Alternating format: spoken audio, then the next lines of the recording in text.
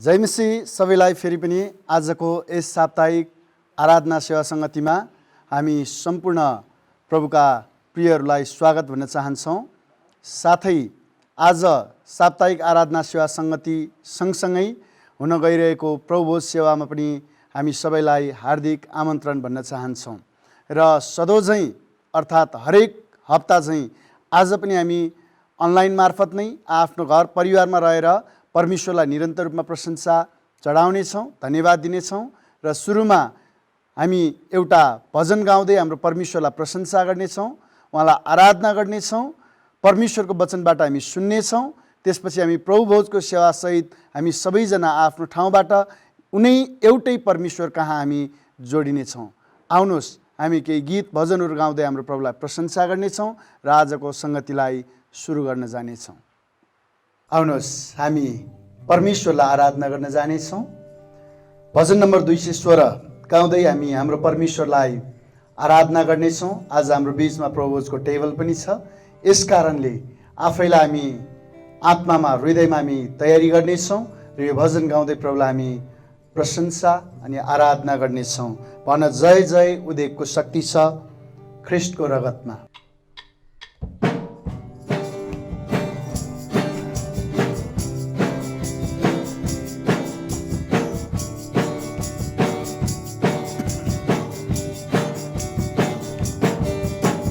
पापको भारदेखि के छुट्न माग्छौ, ख्रीष्टको रगतमै छ शक्ति नै।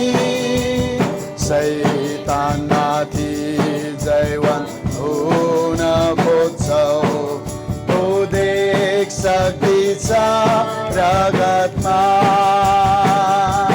भन जय जय उद्धारको शक्ति छ रगतमा, रगतमा। भन जय जय उद्धारको शक्ति छ येशूको अमोल रगत। भन जय जय, भन जय जय उद्धारको शक्ति छ रगतमा, रगतमा। भन जय जय उद्धारको शक्ति छ येशूको अमोल रगतमा। पापको घमण्डलाई छोड्न माग्छौ, ख्रीष्टको रगतमै छ शक्ति नै। कालबारी क्रुसनिर सुधुन उद्धार शक्ति छ रगत। भन जय जय, भन जय जय उद्धारको शक्ति छ रगतमा, रगतमा। भन जय जय उद्धारको शक्ति छ येशूको। भन जय जय उद्धारको शक्ति छ, भन जय जय उद्धारको शक्ति छ रगतमा, रगतमा। भन जय जय उद्धारको शक्ति छ येशूको अमोल रगत।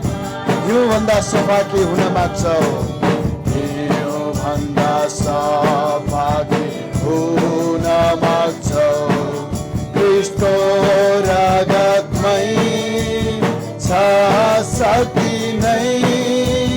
रगतमा पाप आफ्नो पखाल्न जाऊ, उद्धार शक्ति छ रगतमा। भन जय जय, भन जय जय उद्धारको शक्ति छ रगतमा।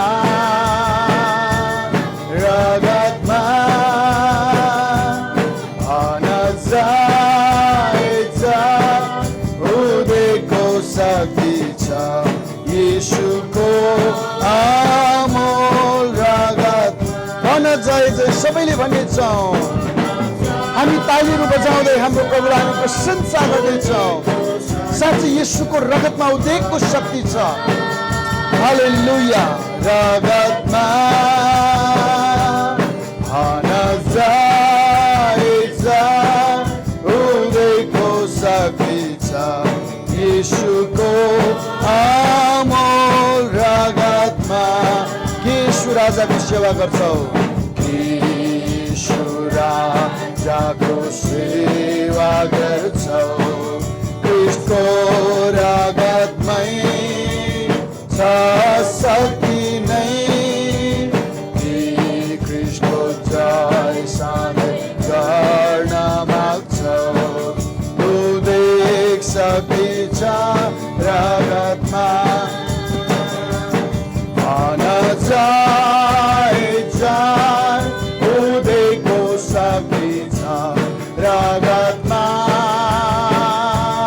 रगतमा भन जय जय उदेकको शक्ति छ। येशूको अमोल रगत। फेरि एकचोटि भन्नेछौँ, भन जय जय। भन जय जय उदेकको शक्ति छ रगत। सबैले हामी गाउनेछौँ, तालीहरू बजाउनेछौँ र प्रभुको उपस्थितिमा हामी जानेछौँ। जय जय उदेकको शक्ति छ। येशूको अमोल रगत। लजाउँ है सियोनसम्म, लजाउँ है सियोनसम्म, लजाउँ है सियोनसम्म, लजाउँ है सियोनसम्म। येशूको नगरमा हो जय। हालेलुया हालेलुया आनन्द। सियोनको राजा येशू, सियोनको राजा। शिव प्रभु तपाईँ सियोनको राजा हुनुहुन्छ र तपाईँ नै राज गर्नुहुन्छ। येशू राज गर्दछन् हो जय। हालेलुया हालेलुया हालेलुया आनन्द। प्रेमी छन् सियोनमा, प्रेमी छन् सियोनमा, प्रेमी छन् सियोन। प्रेम गर्दछन्, प्रेम गर्दछन् हो जय। हालेलुया जय हालेलुया जय हालेलुया आनन्द। नाच्दै जाऊ सियोनमा, नाच्दै जाऊ सियोनमा, नाच्दै जाऊ सियोनमा। प्रेम येशूका हो जय। हालेलुया जय हालेलुया जय हालेलुया आनन्द। गाउँदै जाऊ सियोनमा, गाउँदै जाऊ सियोनमा, गाउँदै जाऊ सियोनमा। प्रेमी येशूका हो जय।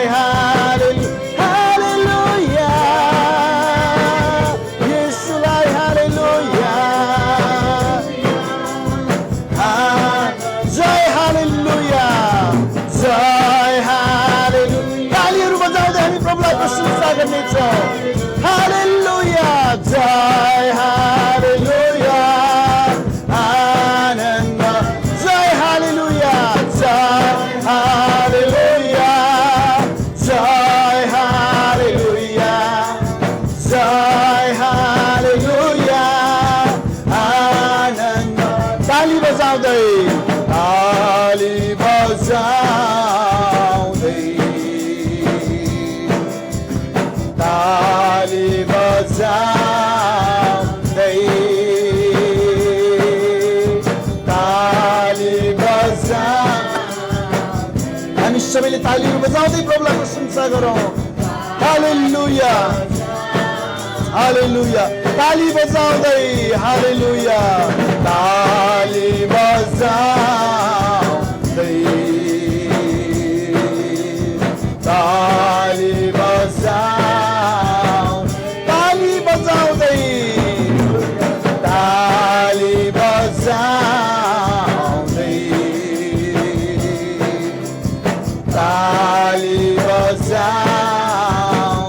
पवित्र हात उचाल्दै पवित्र हात उचाल्दै पवित्र हात उचाल्दै पवित्र हात उचाल्दै पवित्र हात उचाल्दै हालेलुया प्रभु हामी तपाईलाई धन्यवाद चढाउँदछौँ तपाईलाई हामी प्रशंसा चढाउँदछौँ हामी तपाईँ परमेश्वर पितालाई नै हाम्रो सारा हृदयले सारा प्राणले सारा समशक्तिले प्रभु हामी तपाईलाई उचाल्दछौँ स्वर्ग र पृथ्वीका मालिक परमेश्वर तपाईँ सारा सृष्टिका मालिक परमेश्वर तपाईँ प्रभु सबै थोकलाई आफैले बनाउनु हुने प्रभु सबै थोकको सृष्टिकर्ता परमेश्वर तपाईँ तपाईँ सृजनहार तपाईँ तारनहार अनि तपाईँ पालनहार परमेश्वर तपाईँ हामी तपाईलाई धन्यवाद चढाउँदछौँ तपाईँ परमेश्वर पिताको नामलाई हामी प्रशंसा चढाउँदछौँ प्रभु हाम्रा परिस्थितिहरू चाहे जस्तो सुकै होस् प्रभु हामी तपाईलाई नै धन्यवाद चढाउँदछौँ हामी तपाईलाई नै हाम्रो जीवनबाट निरन्तर रूपमा उचाल्दछौँ हालेलुया प्रभु तपाईँ उचालिनुहोस् प्रभु तपाईँ महिमित हुनुभएको छ प्रभु तपाईँ महिमित हुनुभएको छ तपाईँ उचालिनु भएको छ हालेलुया हालेलुया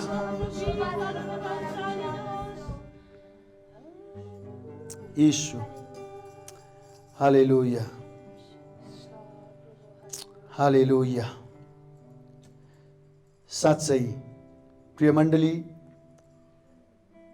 परमेश्वर कति भला हुनुहुन्छ परमेश्वर कति दयालु हुनुहुन्छ उहाँ कति कृपालु हुनुहुन्छ र सदैव हाम्रो बीचमा हुनुहुन्छ परमेश्वरले आफ्नो वचनमा भन्नुभएको छ मेरो अनुग्रह तेरो दुर्बलतामा नै सिद्ध भएको छ आज जब हामी कमजोर छौँ जब हामी आफैले आफूलाई असहाय महसुस गरिरहेका छौँ थाकेको र चिन्तित महसुस गरिरहेका छौँ परमेश्वरले यति घडी नै हामीलाई उहाँको प्रशस्त अनुग्रहले भर्नु भएको छ हे परमेश्वर तपाईँ हाम्रो शरणस्थान र शक्ति हुनुहुन्छ सङ्कष्टमा सधैँ हाजिर रहने मेरो सहायता हुनुहुन्छ यसकारण हामी डराउँदैनौँ चाहे पृथ्वी उथल पुथल होस् वा पर्वतहरू समुद्रमा खसुन् चाहे समुद्र गर्जोस् र फिज काडोस् र चाहे त्यो उर्लिएर आउँदा पर्वतहरू थर्कुन् एउटा नदी छ जसको प्रवाहले परमेश्वरको नगर अर्थात् सर्वोच्चमा वास गर्नुहुने पवित्र परमेश्वरलाई हर्षित तुल्याउँछ परमेश्वर त्यसभित्र हुनुहुन्छ त्यो खस्ने छैन चिसमिसेमै परमेश्वरले त्यसलाई सहायता गर्नुहुनेछ जाति जातिहरूमा कोलाहल छ राज्यहरू पतन हुन लागेका छन् तर उहाँले आफ्नो स्वरले त्यो उचाल्नुहुन्छ सर्वशक्तिमान परमप्रभु हाम्रो साथमा हुनुहुन्छ याकूबका परमेश्वर हाम्रो शरणस्थान हुनुहुन्छ आओ परमप्रभुको काम हेर उहाँले पृथ्वीमा ल्याउनु भएको उजाड अवस्था शान्त हौ र म नै परमप्रभु हुँ भनी जान जाति जातिहरूमा म उचालिनेछु पृथ्वीमा म उचालिनेछु परमप्रभु परमेश्वर भन्नुहुन्छ सर्वशक्तिमान परमप्रभु हाम्रो साथमा हुनुहुन्छ याकूबका परमेश्वर हाम्रो शरणस्थान हुनुहुन्छ आमेन। अब हामी परमेश्वरको जीवित वचन सुन्नतर्फ जानेछौँ र आज हामीलाई परमेश्वरको वचनबाट बाँड्नु हुनको निम्ति आदरणीय प्रभुका दास पास्टर रामचन्द्र विसुन्केज्यू हाम्रो बिचमा आउँदै हुनुहुन्छ र हामीहरूको बिचमा अनिश्चित समयमा समयको सदुपयोग गरौँ भन्ने विषयमा हामी परमेश्वरको वचन सुन्नतर्फ जानेछौँ। आउनुहोस् हामी उहाँलाई स्वागत गर्नेछौँ। यहाँ सबैजनालाई मेरो जय मसीह अभिवादन छ।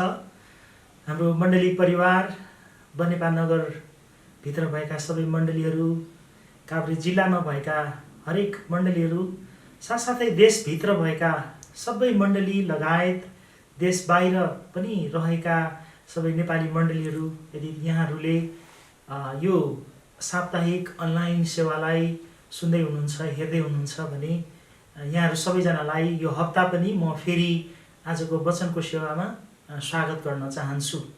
र यदि यहाँहरू आजको वचनको सेवाको लागि तयारी हुनुभएको छ भने यहाँहरूसँग भएको पवित्र धर्मशास्त्र बाइबललाई मसँगै एफिसीको पुस्तक त्यसको 5 अध्यायमा पल्टाउनुहोस् र यो वचनलाई हामी एकसाथ पाठ गर्नेछौँ अनि त्यसपछि आजको वचनको बाँकी भागमा हामी अगाडि बढ्नेछौँ। यहाँहरूले एफिसीको पुस्तक त्यसको 5 अध्यायमा पल्टाउनुहोस् र हामी 1 पददेखि 21 पदसम्म पढ्नेछौँ। र यदि तपाईँको अगाडि बाइबल खुला छ भने मैले यहाँबाट तपाईँहरूको निम्ति पढ्दै गर्दा यहाँहरूले पनि आफ्नो घरमा, परिवारमा र जहाँबाट यो सङ्गतिमा सहभागी हुनुभएको छ मसँगै यो वचन पढ्न सक्नुहुन्छ। यहाँ यसरी लेखिएको छ, यसकारण तिमीहरू प्रिय बालकहरू झैँ परमेश्वरको देखासिकी गर्नेहरू हो। तिमीहरू प्रेममा चल जसरी ख्रिस्टले पनि हामीहरूसँग प्रेम गर्नुभयो र परमेश्वरको निम्ति सुगन्धित भेटी र बलिदान भएर आफैलाई हाम्रा निम्ति अर्पण गर्नुभयो। तर तिमीहरूका बीचमा व्यभिचार र सारा अशुद्धता अथवा लोभको नाउँ समेत नलियोस्, जो सन्तहरूका बीचमा हुन सुहाउँदैन। कुनै अश्लील कुरा, मूर्ख बातचित अथवा बेफाइदाको ठट्यौली नगर्नु यी सुहाउने कुरा होइनन्, तर बरु धन्यवाद दिने काम होस्। किनकि यो त तिमीहरू निश्चय नै जान कि कुनै व्यभिचारी कि अशुद्ध मानिस अथवा लोभी मानिसलाई जो मूर्तिपूजक हो, ख्रिस्ट र परमेश्वरको राज्यमा कुनै उत्तराधिकार छैन। कसैले तिमीहरूलाई खोक्रा कुराले धोखा नदियोस्, किनकि ती कुराको कारणले अनाज्ञाकारीहरूमाथि परमेश्वरको क्रोध पर्छ। यसकारण तिनीहरूसँग सहभागी नहौ, किनकि एकपल्ट तिमीहरू अन्धकार थियौ, तर अब प्रभुमा तिमीहरू उज्याला भयो। ज्योतिका सन्तान झैँ हिँडडुल गर, किनकि सबै भलाइ, धार्मिकता र सत्यतामा नै ज्योतिको फल पाइन्छ र प्रभुलाई मनपर्ने के हो सो सिक्ने कोसिस गर। अन्धकारका निष्फल कार्यहरूमा भाग नलेऊ, बरु तिनलाई प्रकट गरिदेऊ, किनकि तिनीहरूले गुप्तमा गरेका कामहरूका विषयमा भन्नु पनि शर्मको कुरो हो। तर ज्योतिद्वारा कुनै कुरा प्रकट गरिदिँदा त्यो प्रष्टै देखिन्छ। त्यो कुरा जो प्रष्टै देखिन्छ त्यो ज्योति हो। यसैले यस्तो भनिएको छ, ए निद्रामा परेकाहरू जाग र मरेकाहरूबाट उठ र ख्रिस्टले तिमीहरूलाई प्रकाश दिनुहुनेछ। यसैले कसरी हिँड्छौ ध्यानसँग हेर, निर्बुद्धि मानिस जस्तो होइन तर बुद्धिमान जस्तो। समयको पुरा सदुपयोग गर, किनकि दिन खराब छ। यसै कारण मूर्ख नहो, तर प्रभुको इच्छा के छ सो बुझ। दाखमध्यले नमात्यो, कारण त्यो विलासिता हो, तर पवित्र आत्माले भरिपूर्ण हो। एउटाले अर्कासँग भजन गीत र आत्मिक गानमा बोल्दै र आफ्नो सम्पूर्ण हृदयले प्रभुको निम्ति गाउँदै र धुन निकाल्दै सधैँ सबै कुराका निम्ति हाम्रा प्रभु येशूको नाउँमा परमेश्वर पितालाई धन्यवाद चढाओ। ख्रिस्टको श्रद्धामा एउटा अर्काको अधीनमा बस। हामी छोटो प्रार्थना गरेर वचनको बाँकी सेवालाई अगाडि बढाउनेछौँ। आउनुहोस् मसँगै प्रार्थना गर्न सक्नुहुन्छ। हे हाम्रा परमप्रभु, जो हाम्रो चट्टान र हाम्रा उद्धारक हुनुहुन्छ, प्रभु मेरो मुखको वचन र मेरो हृदयको ध्यान तपाईँको दृष्टिमा ग्रहणयोग्य होस्। आज तपाईँको वचन मैले तपाईँका मानिसहरूको बिचमा बाँड्दै गर्दा, तपाईँको प्रकाशलाई मानिसहरूको बिचमा सार्दै गर्दा, हे प्रभु तपाईँको पवित्र आत्माले यो वचन सुन्ने हरेक हृदयहरूलाई, मनहरूलाई छुनुहोस्। म आज प्रार्थना गर्छु तपाईँले हामी हरेकलाई सुन्ने कान अनि तपाईँका वचनलाई बलियोसँग गहिरिएर बुझ्ने समझ शक्ति र तपाईँको वचन आज सुने जस्तै पालन गर्ने हृदय हामीलाई दिनुहोस् र यो वचनको समग्र सेवाभरि तपाईँले हामीलाई आशिष दिनुहोस् भन्ने हाम्रो प्रार्थना छ। धन्यवाद हाम्रो प्रार्थना सुन्नुभएको लागि प्रभु येशूको नाउँमा, आमेन। आजको वचनको विषय यहाँहरूको बिचमा ल्याएका छौँ, अनिश्चित समयमा समयको सदुपयोग गरौँ। गत हप्ताको वचनको विषय अनिश्चित समयमा हाम्रो लङ्गर येशू हुनुहुन्छ भन्ने विषयलाई फेरि श्रृङ्खलाबद्ध रूपमा अगाडि बढाउनको निम्ति हामीले आजको विषयलाई तपाईँको बिचमा राखेका छौँ र हामी सबैजनाले सँगै एफिसीको पुस्तक 5 अध्यायको 1 देखि 21 पद पढिसक्यौँ र म यहाँहरूको बिचमा आजको विषयलाई अगाडि बढाउनको निम्ति केही बेर यो एफिसीको पुस्तकको छोटो पृष्ठभूमि यहाँहरूको बिचमा राख्न चाहन्छु। जब हामी एफिसीको पुस्तकलाई पुरै रूपमा पढ्छौँ, यो पत्र चाहिँ विशेष गरी पावलको व्यक्तिगत जीवनको प्रार्थनामय जीवनबाट प्रभाव भएको परमेश्वरको एउटा प्रकाशको प्रतीकको रूपमा हामी यसलाई पाउन सक्छौँ। ख्रीष्ट र सुसमाचारका खातिर जब उनी झ्यालखानामा परेका थिए, त्यति बेला पावलले रोमको झ्यालखानाबाट ईस्वी सम्वत 62 तिर यो पत्र एफिसीको मण्डलीलाई लेखिएको हामी थाहा गर्न सक्छौँ र विशेष गरी नयाँ करारमा भएको एफिसीको पत्र र त्यसपछि कलसीको पत्रलाई हामी हेर्छौँ भने यी दुवै पत्रहरूमा भएका कतिपय विषयवस्तुहरू एकअर्कासँग मिल्दाजुल्दा भएका हामी भेटाउँछौँ र भनिन्छ सायद यी दुई पत्रहरू सँगसँगै वा अलिकति मात्रै अघिपछि गरिएर लेखिएको हुनुपर्छ। पावलले यो पत्र त्यति बेला केवल एफिसीको मण्डलीको लागि मात्र नभई समग्र रूपमा बृहत ख्रीष्टको मण्डली जो आज विश्वभरि छरिएर रहेका छन्, ती समग्र विश्वव्यापी मण्डलीको निम्ति लेखिएको हो भन्ने धेरै मानिसहरूले यसलाई विश्वास गर्छन्। एफिसीका मानिसहरू परमेश्वर पितामाथिको विश्वास, प्रेम, बुद्धि र प्रकाशमा वृद्धि हुन्, प्रभु येशू ख्रीष्टका योग्य जीवन जिउन् र तिनीहरूका विश्वास र आत्मिक जगमा बलियो गरी निर्माण हुन् भन्ने पावलले उत्कट लक्ष्य राखेका थिए र त्यही कारणले गर्दा उनले यो पत्र एफिसीको मण्डलीलाई लेखेको हामी पाउन सक्छौँ। जब हामी एफिसीको पत्रलाई समग्र रूपमा हेर्छौँ 6 अध्यायसम्म, यसमा भएका 6 अध्यायहरूलाई विशेष गरी 2 मूल भागमा हामी विभाजन गर्न सक्छौँ। सबभन्दा पहिलो भाग मानिसहरूका निम्ति परमेश्वरले जुन मुक्ति दिने कार्य गर्नुभएको छ त्यो कसरी उहाँले गर्नुभयो भन्ने प्रक्रिया हामी एफिसीको पुस्तक 1 अध्यायको 1 पददेखि लिएर 3 अध्यायसम्म हामी त्यो कुरा देख्न सक्छौँ। भने मुक्ति पाएका मानिसहरूको रूपमा तिनीहरूले कस्तो किसिमको जीवन जिउनुपर्छ भन्ने सन्दर्भमा एफिसीको पुस्तक 4 अध्यायदेखि 6 अध्यायसम्म लेखिएको हामी पाउन सक्छौँ र विशेष गरी तपाईँले एफिसीको पुस्तक अध्ययन गर्नुहुँदा 1 अध्यायदेखि 3 अध्यायसम्म परमेश्वरले मुक्तिको निम्ति कस्तो किसिमले काम गर्नुभयो वा कसरी प्रक्रिया अपनाउनु भयो भन्ने कुरा यहाँहरूले हेर्न वा अध्ययन गर्न सक्नुहुन्छ। तर आजको वचनको विषयमा हामी मुक्ति पाएका मानिसहरूका रूपमा हामीले कसरी जीवन जिउनुपर्छ भन्ने विषयवस्तु अलिकति केही हदसम्म यहाँहरूको बिचमा सिकाउने क्रममा उजागर हुनेछ भन्ने म आशा राख्दछु र आजको विषयलाई यहाँहरूको बिचमा प्रश्न पार्नको निम्ति सदाझैँ हामीसँग 3वटा बुँदाहरू छन् र म यहाँहरूलाई 3वटा बुँदामा परमेश्वरको वचन आजको बाँकी भागलाई अगाडि बढाउने छु। सबभन्दा पहिलो बुँदा छ, हामी अनिश्चित समयमा समयको सदुपयोग गर्नको निम्ति सबभन्दा पहिले समयलाई हामीले चिन्नुपर्छ, अर्थात् समयलाई चिनौँ, नो द टाइम। त्यसपछि दोस्रो बुँदा रहेको छ, प्रभुको इच्छा जानौँ, know the will of God. अनि त्यसपछि तेस्रो बुँदा रहेको छ आफ्नो अवस्था बुझौँ, नो योर स्टेट।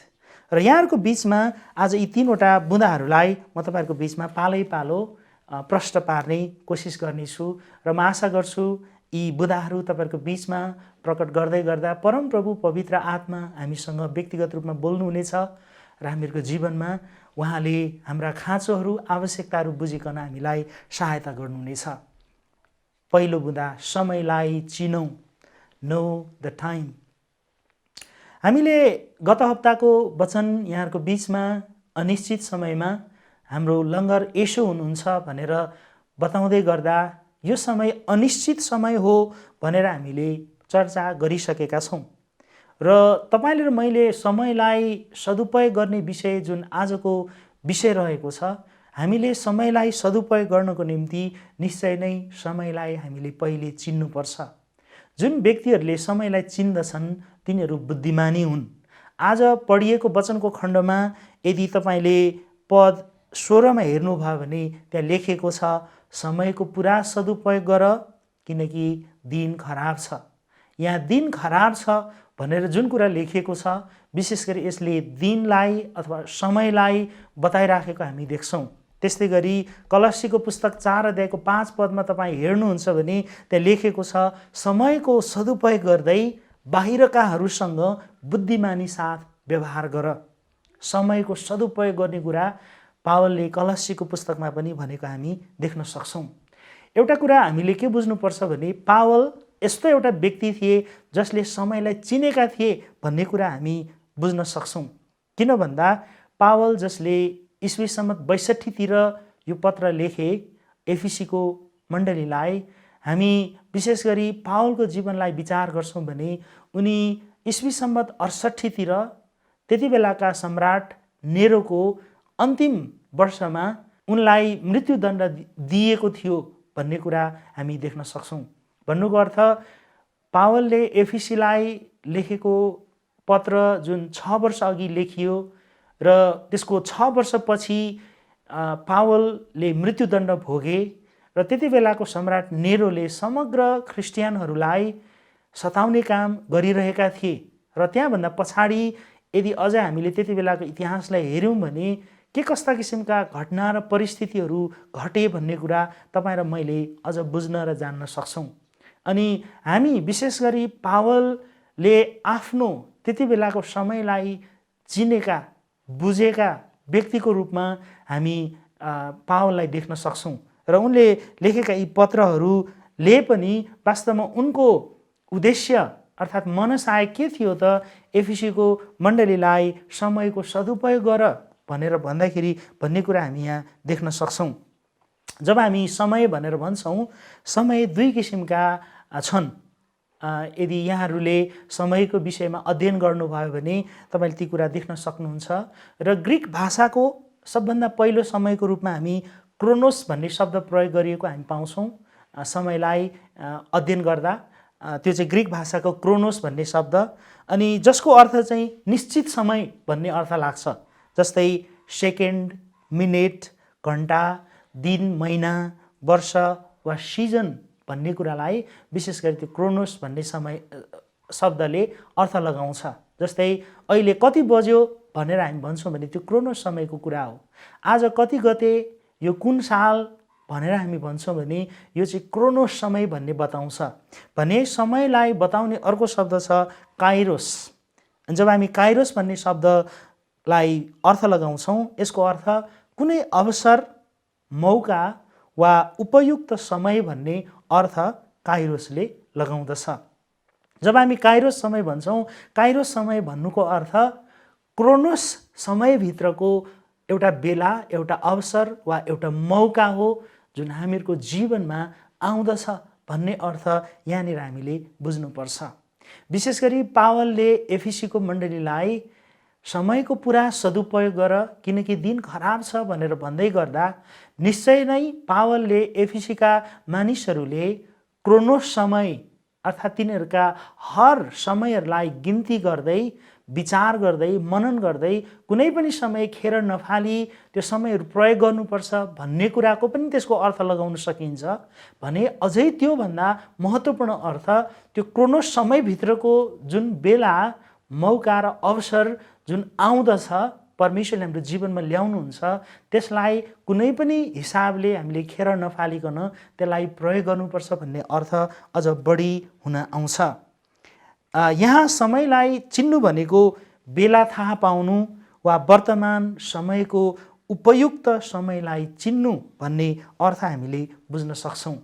एउटा कुरा म यहाँहरूलाई विशेष गरी अहिलेको यो महामारीको बिचमा र हामी बन्दाबन्दी भएर आफ्ना घरमै बसिरहेको समयमा यो एउटा कुरा बताउन चाहन्छु कि यो महामारी लागेपछि बन्दाबन्दीमा हामी परेपछि जसरी हामी घरमै रहेका छौँ, हाम्रा समय तालिकाहरू अवरुद्ध भएका छन्, हामी नियमित काममा जान पाएका छैनौँ, स्कुलले विद्यार्थीहरू नियमित रूपमा पठन पाठनमा जान पाएका छैनन् र हाम्रा धेरैवटा नियमित कार्यहरू अवरुद्ध बनेका छन्। त्यसो हुँदै गर्दा हामीलाई कता कता समय ठप्प रोकिएको भान हुनसक्छ। तर एउटा कुरा म यहाँहरूलाई के बताउन चाहन्छु भने यो बन्दाबन्दी भएको करिब 2.5 महिना बितिसकेको छ र यो 2.5 महिना बितिसक्नु भनेको समय नरोकिनु र यो चाहिँ गतिशील रूपमा अघि बढिरहेको छ भन्ने अर्थ यसले लगाउँछ र हामीहरूको बिचमा करिब करिब सिजन परिवर्तन हुन लागिसकेको छ।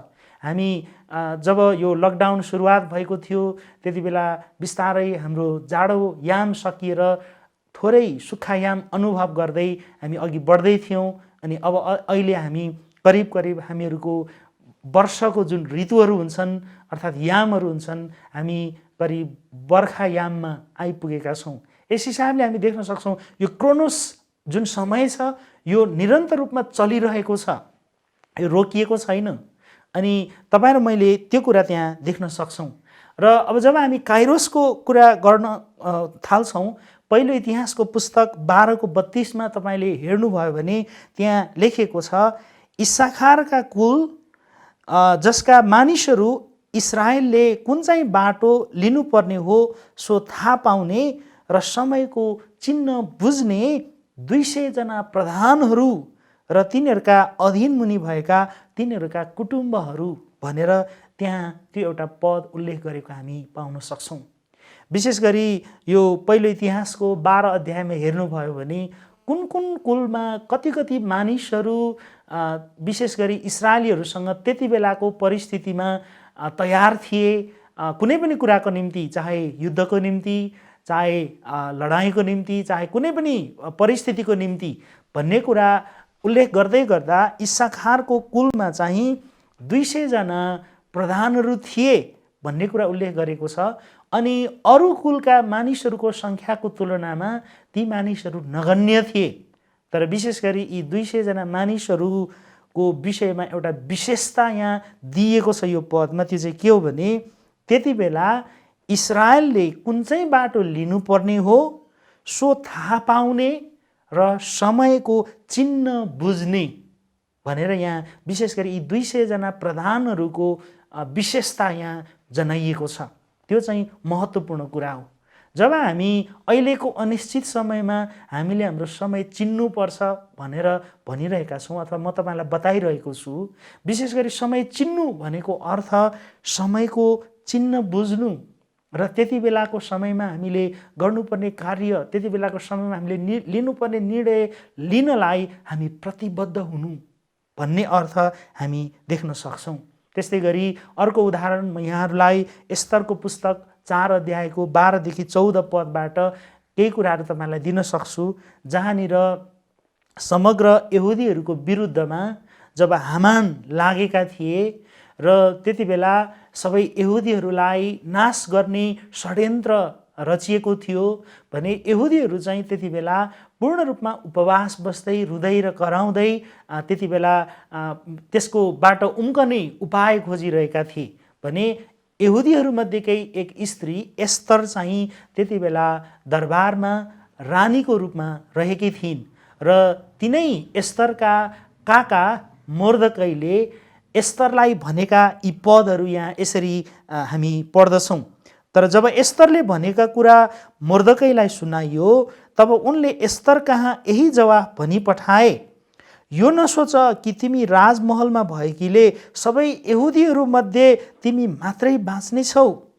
यस्तो बेलामा तिमी चुपै लागि बस्यौ भने यहुदीहरूका निम्ति सहायता र छुटकारा अरूद्वारै आउनेछ, तर तिमी र तिम्रा पिताको घराना चाहिँ नष्ट हुनेछन्।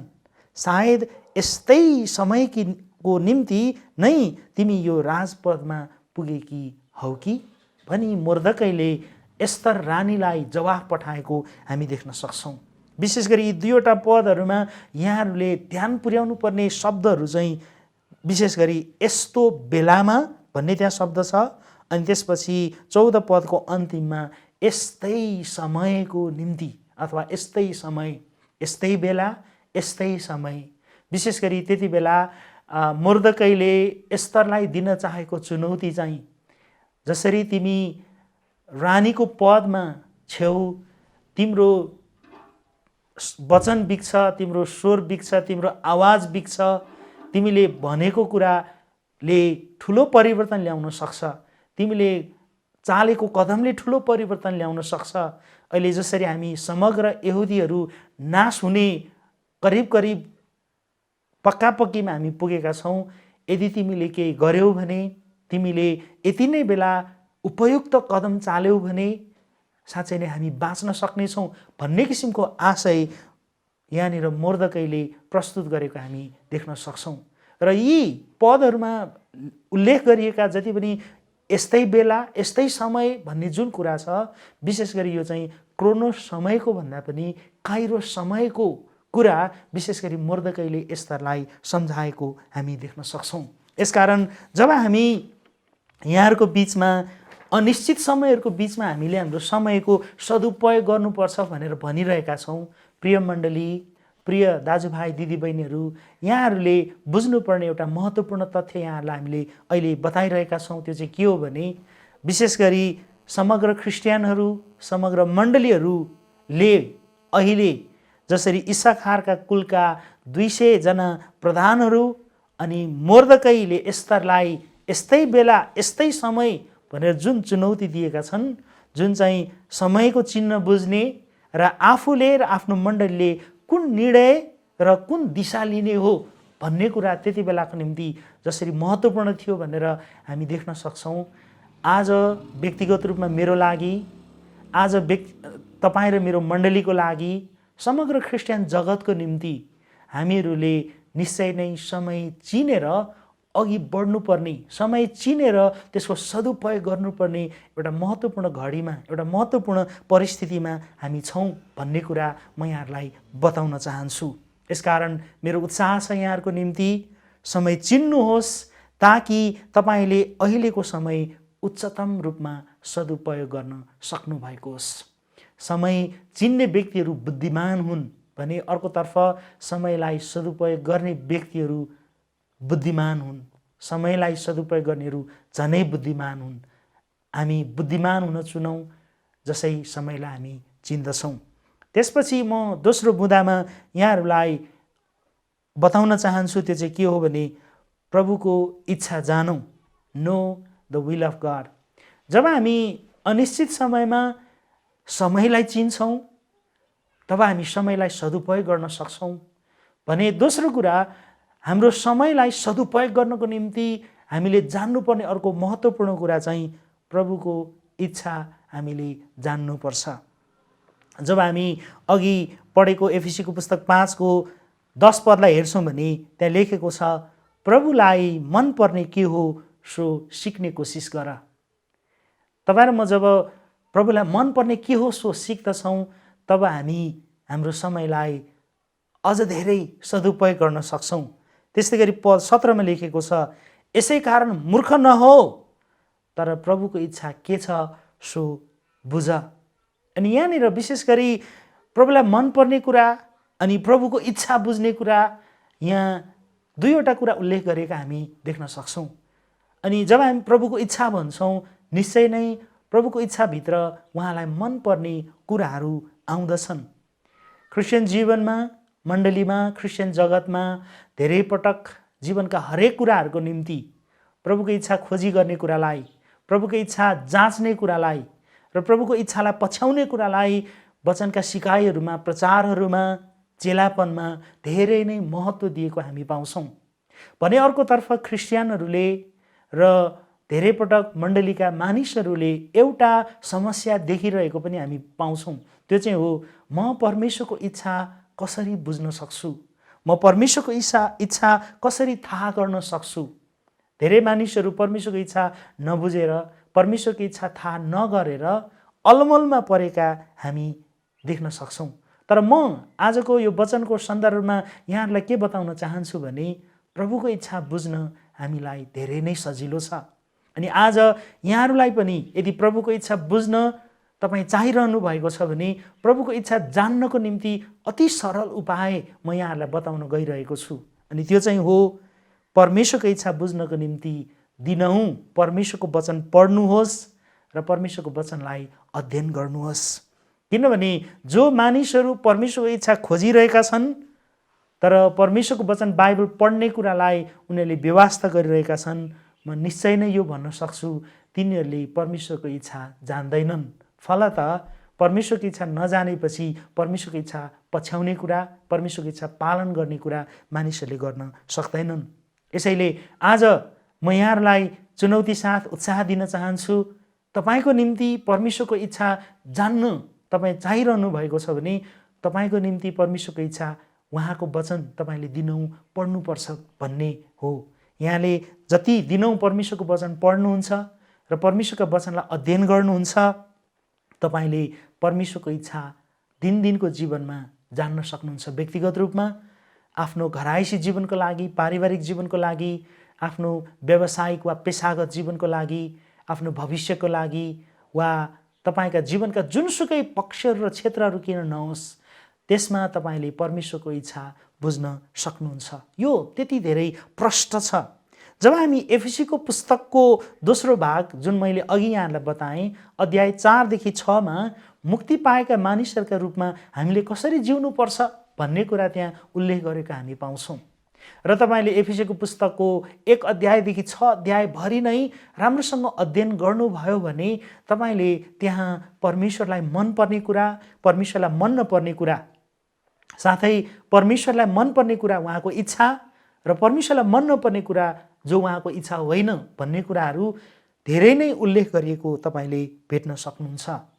र पावलले विशेष गरी मुक्ति पाएका मानिसहरूको रूपमा परमेश्वरलाई मनपर्ने कुराहरू हामीहरूले गरौँ भन्ने हेतुले उनले शिक्षा दिएका हामी पाउँछौँ। र म यहाँहरूलाई विशेष गरी अध्याय 5 बाट एउटा उदाहरण स्वरूप प्रभुलाई मनपर्ने कुरा जो उहाँको इच्छा हो र उहाँलाई मन नपर्ने कुरा जो उहाँको इच्छा होइन भन्ने कुरा अलिकति प्रष्ट पार्न चाहन्छु, जसले सायद हामीहरूलाई परमेश्वरको इच्छा खोजी गर्ने, परमेश्वरको इच्छा बुझेर पछ्याउने कुरा हामीहरूको निम्ति अति सरल बनेको होस्। जस्तै उदाहरणको लागि पद 1, एफिसीको पुस्तक 5 अध्यायको पद 1 मा तपाईँले हेर्नुभयो भने त्यहाँ लेखेको छ, परमेश्वरको देखासिकी गर्ने हो। यो परमेश्वरलाई मनपर्ने कुरा हो, फलत यो परमेश्वरको इच्छा हो। पद 2 मा तपाईँले हेर्नुहुन्छ भने त्यहाँ लेखेको छ, तिमीहरू प्रेममा चल। त्यसै गरी पद 8 मा हेर्नुभयो भने ज्योतिका सन्तान चाहिँ हिँडडुल गर। पद 10 मा तपाईँले हेर्नुभयो भने प्रभुलाई मनपर्ने कुरा के हो सो सिक। पद 11 मा हेर्नुभयो भने अन्धकारका कामहरू प्रकट गरिदेऊ। पद 15 मा तपाईँले हेर्नुभयो भने बुद्धिमान हौ। त्यस्तै गरी पद 16 मा समयको सदुपयोग गर। पद 18 पवित्र आत्माले भरिपूर्ण हो। पद 19 एक अर्कासँग सङ्गति गर। पद 21 एक अर्काको अधीनमा बस भनेर त्यहाँनिर प्रभुलाई मनपर्ने कुराको रूपमा अर्थात् प्रभुको इच्छाको रूपमा ती कुराहरू उल्लेख गरेका हामी पाउँछौँ। त्यस्तै गरी म यहाँहरूलाई एफिसीको पुस्तक 5 अध्यायमा प्रभुलाई मन नपर्ने अर्थात् उहाँको इच्छा के होइन भन्ने सन्दर्भमा केही उदाहरण प्रस्तुत गर्न चाहन्छु। पद 3 त्यहाँ लेखेको छ, व्यभिचारी, अशुद्ध र लोभी हुनु यो परमेश्वरलाई मन नपर्ने कुरा हो, फलत यो परमेश्वरको इच्छा होइन। पद 4 अश्लील कुरासँग खेलाइँची गर्नु यो परमेश्वरलाई मन नपर्ने कुरा हो, फलत यो परमेश्वरको इच्छा होइन। पद 7 अनाज्ञाकारीहरूसँग सहभागी हुनु यो परमेश्वरलाई मनपर्ने कुरा होइन। पद 8 अन्धकारका सन्तान झैँ हिँडडुल गर्नु, अन्धकारका सन्तान झैँ हिँडडुल गर्नु। पद 11 अन्धकारका कामहरूमा सहभागी हुनु। पद 12 गुप्तमा शर्म लाग्दा कामहरू गर्नु। पद 15 निर्बुद्धि मानिस जस्तो हुनु। पद 17 मूर्ख हुनु। पद 18 दाखमध्यले मातिनु र विलासितामा लाग्नु। यिनीहरू परमेश्वरको इच्छा होइनन्। यी कुराहरूले परमेश्वरलाई खुसी तुल्याउँदैन भन्ने कुरा हामी देख्न सक्छौँ।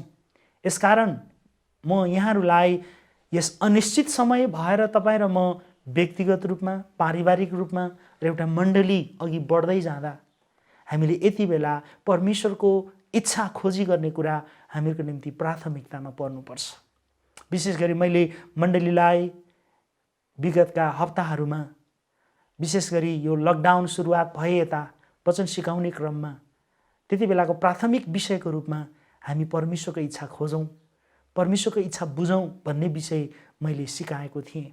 र विशेष गरी हामी समग्र मण्डलीले व्यक्तिगत रूपमा अनि हाम्रो आफ्नो व्यक्तिगत रूपमा अनि मण्डलीको रूपमा तपाईँले र मैले परमेश्वरको इच्छा खोजी गर्नु हामीहरूको निम्ति अपरिहार्य हुन आउँछ। किनभने जब तपाईँ र म परमेश्वरको इच्छा खोज्छौँ र पत्ता लगाउँछौँ अनि निश्चय नै परमेश्वरको इच्छा गर्न चाहनेहरूले उहाँको इच्छा पत्ता लगाउँछन् अनि पत्ता लगाइसकेपछि तपाईँ र म परमेश्वरको इच्छा अनुसार गर्ने अर्थात् परमेश्वरको इच्छा पालन गर्ने हामी हुन सक्छौँ। अनि म के बताउन चाहन्छु भने जति हामी परमेश्वरको इच्छाको केन्द्रबिन्दुमा हुन्छौँ र परमेश्वरको इच्छा पुरा गरिरहेका हुन्छौँ तब तपाईँले र मैले हाम्रो समयलाई उच्चतम रूपमा सदुपयोग गरेका हुन्छौँ। हाम्रो समयलाई सदुपयोग गर्ने एउटा महत्त्वपूर्ण कुरा उहाँको इच्छा पत्ता लगाएर त्यस अनुसार गर्नु हो। प्रभुले हामीलाई अहिलेको यो समयमा त्यसको निम्ति बोलाइरहनु भएको छ। अनिश्चित समयमा परमेश्वरको मानिसहरूका रूपमा तपाईँ र मैले समयको सदुपयोग गर्ने कुराको आजको तेस्रो बुँदाको रूपमा आफ्नो अवस्थालाई बुझौँ। Know your state. पद 15 मा हामी यसरी लेखेको पाउँछौँ, यसैले कसरी हिँड्छौ ध्यानसँग हेर, निर्बुद्धि मानिस जस्तो होइन तर बुद्धिमान जस्तो। यहाँ एउटा व्यक्तिको हिँडाइलाई उल्लेख गरेका हामी पाउँछौँ। कसरी हिँड्छौ। जब एउटा व्यक्ति हिँड्ने कुरा गर्छौँ यो चाहिँ केवल दुईवटा खुट्टाले अघि बढ्नु भन्ने कुरालाई मात्र जनाउँदैन। वास्तवमा भन्नुपर्दा एउटा व्यक्तिको समग्र जीवन, समग्र चालचलन, एउटा व्यक्तिको उठबस, एउटा व्यक्तिको जीवनका हरेक पक्षहरूलाई विशेष गरी यो हिँड्नु भन्ने कुराले समेट्दछ। यहाँनिर पावलले एफिसीलाई पत्र लेख्दाखेरि भन्छन्, यसैले कसरी हिँड्छौ ध्यानसँग हेर, how you walk, examine yourself carefully, अथवा आफैलाई ध्यानसँग हेर भन्ने कुरा यहाँ दिएको हामी पाउँछौँ।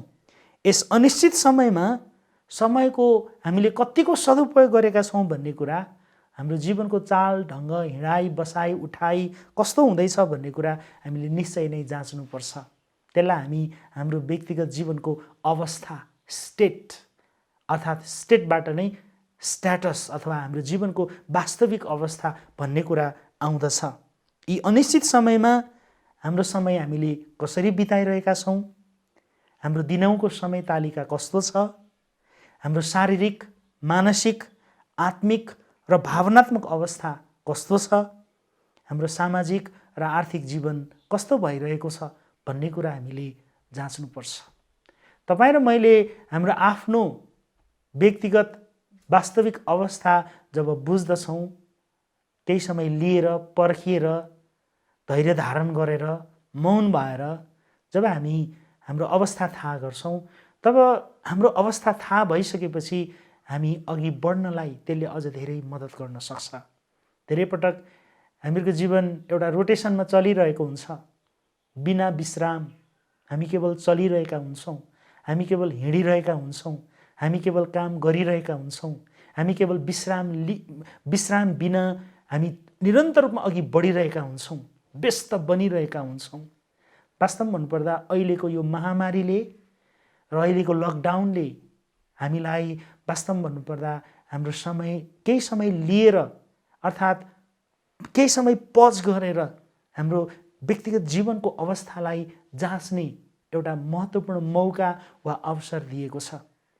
यदि यो महामारीको कारणले सुरुवात भएको लकडाउनले मलाई दिएका धेरैवटा मौका अवसर वा आशिषमध्ये यदि एउटा तपाईँलाई बाँड्न मैले चाहेँ भने विशेष गरी मेरो 2 जना छोरीहरू जो 10 र 12 को उमेरमा बढ्दैछन् अनि विगत झन्डै 2.5 महिना घरबाट विशेष गरी धेरै लामो समय बाहिर नगइकन घरमै बसिरहेको यो समयमा तिनीहरू दिनहुँ बढेको म देख्दैछु, शारीरिक रूपमा, मानसिक रूपमा अनि तिनीहरूको भावनात्मक रूपमा वृद्धि भइरहेको म निहालिरहेको छु। सायद यदि यस किसिमको समय नआएको भए तिनीहरू सधैँभरि उस्तै छन् उत्रै छन् भन्ने म सोच्थेँ होला, तर वास्तवमा भन्नुपर्दा तिनीहरू दिनौँ वृद्धि भइरहेको म निहाल्दैछु, देख्दैछु।